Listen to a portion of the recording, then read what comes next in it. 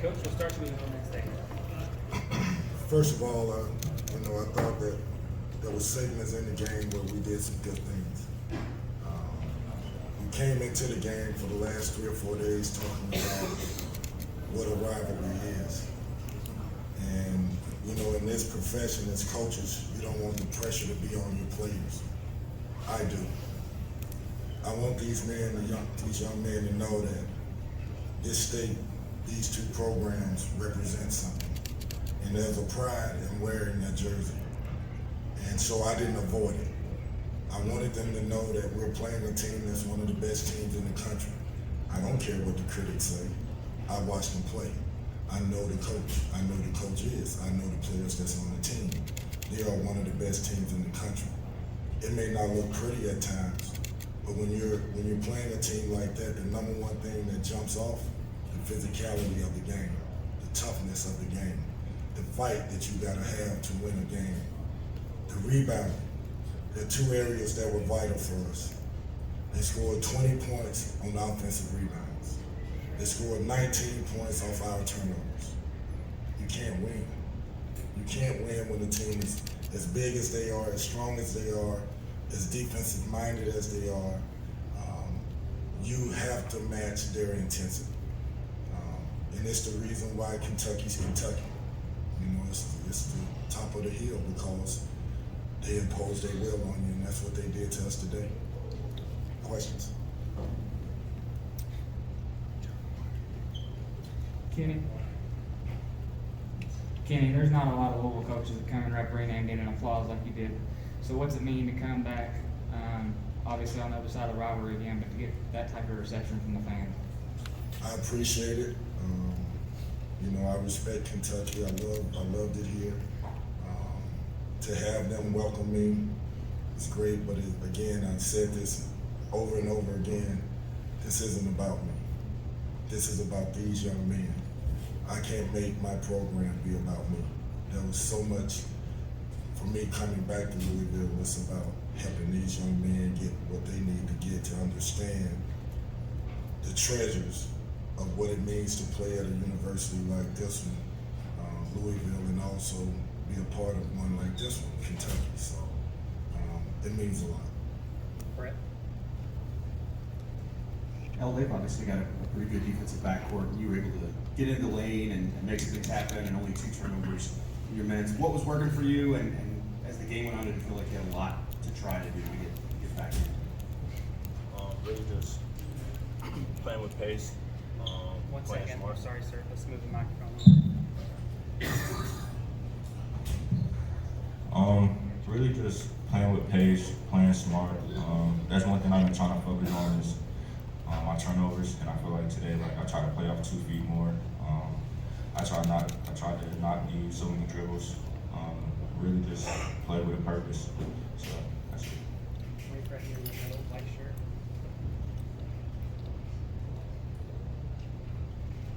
Yeah, for Kenny, Jacob Toppin only had 9 points in the last 4 games combined. Then he had a career day today with 24, hit a bunch of mid-range shots and some offensive rebounds. Why did he give you guys so much trouble? Jacob Toppin is a good player. He's a high-level player. He's capable of dominating the game.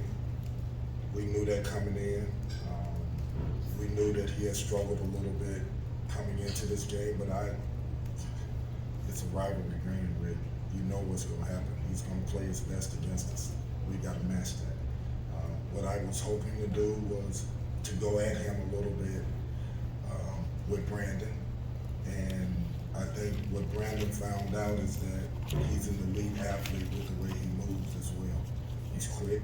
He can handle the ball well enough to get to spots on the floor. He can shoot it decent enough, and he's relentless when he's on top of his stuff. They're going to get offensive rebounds. So he put us on our heels instead of putting him on his.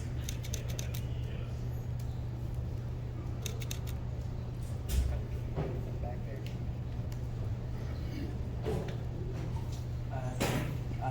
Oscar's typically going to get his, but with the rivalry, were you disappointed with the lack of physicality that you showed against Oscar today? Very, very disappointed.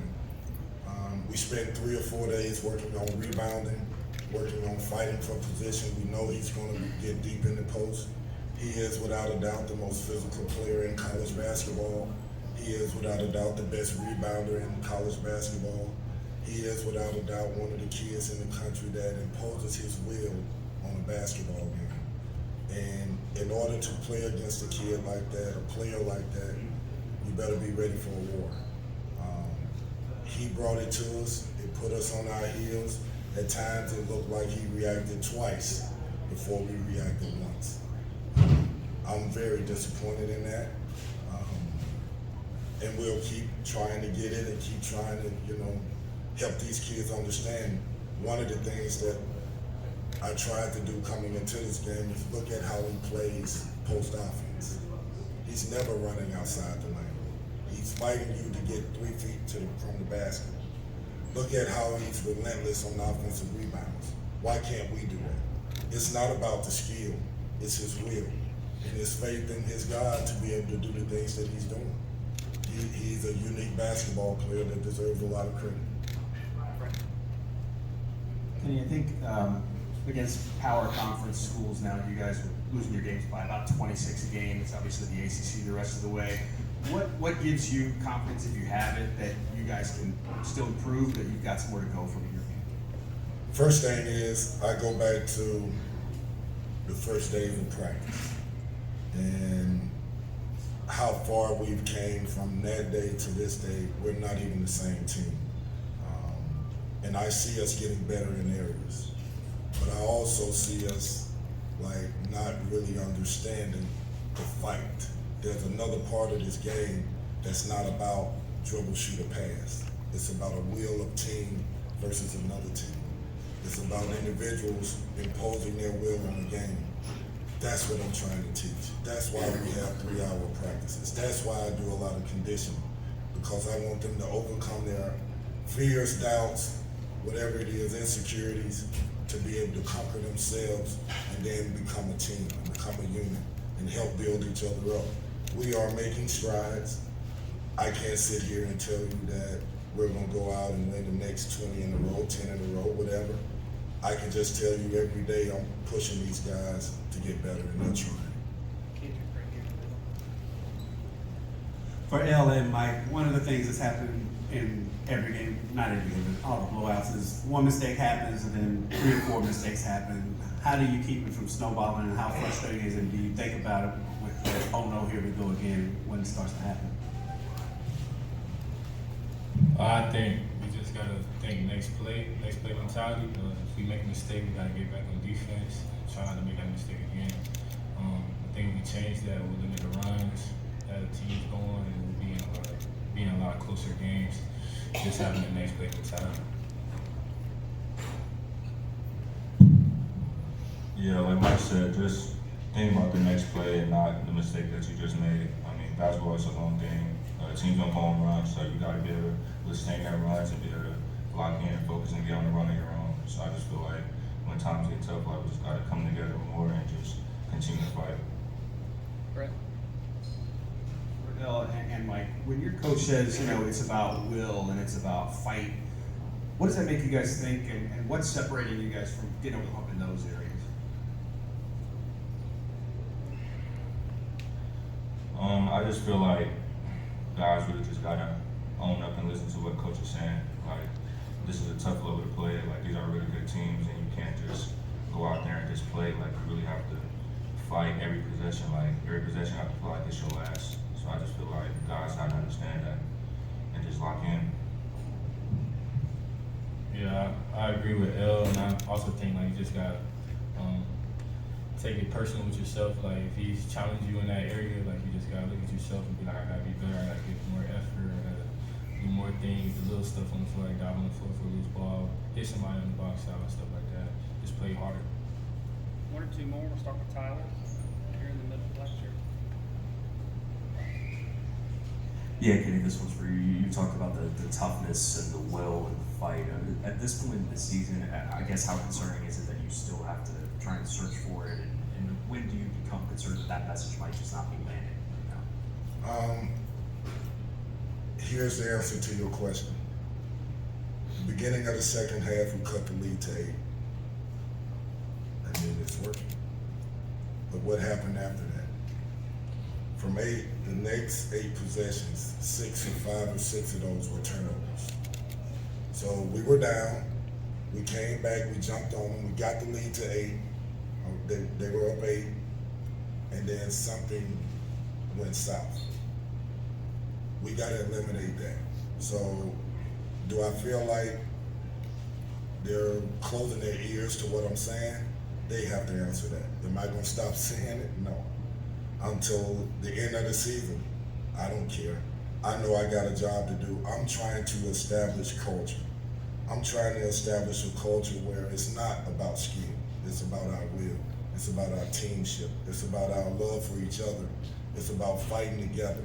It's about knowing you have a purpose for everything that you're doing on that court. And it's not about one individual or 2 individuals. Ellis can tell you I'm on him every day about make sure you're a giver to this team, which means I don't want to see you get 30. I know you can get 30. I don't want to see you get 30 and have 2 assists. I want to see the opposite. I want you to have 15 assists and get 10. I want him to be a giver. That's the culture that I'm asking, and that's what I'm going to continue to ask. I think they're getting better again. Is it good enough? Not quite yet. Last question to Brett.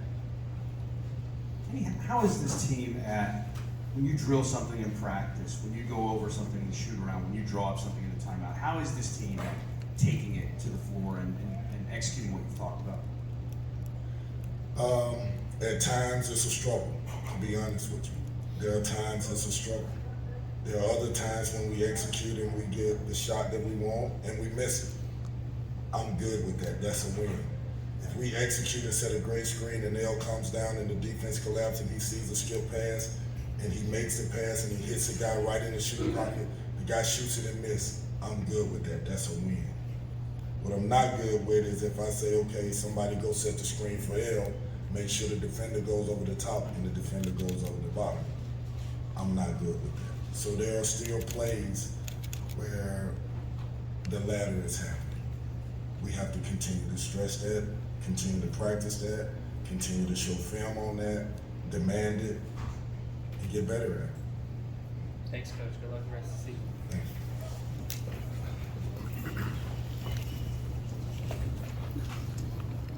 you.